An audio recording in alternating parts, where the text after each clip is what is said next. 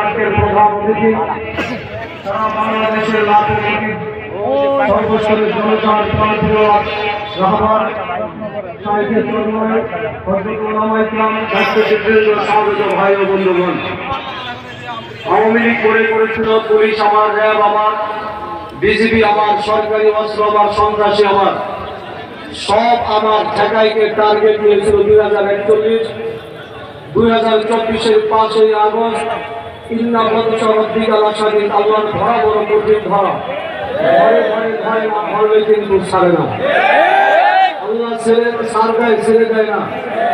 শেষ পর্যন্ত ছাত্র জনতার আন্দোলনকে কেন্দ্র করে শাহেকের চরমরা এবং শিক্ষার চরমরা হিন্দারে এবং এদেশের সর্বস্তরের মানুষ ফুসে উঠে পালাতে বাধ্য হয়েছে। কথা না বলি ভাই, কথা না বলি, এখন নতুন বাংলাদেশ আমরা পেয়েছি।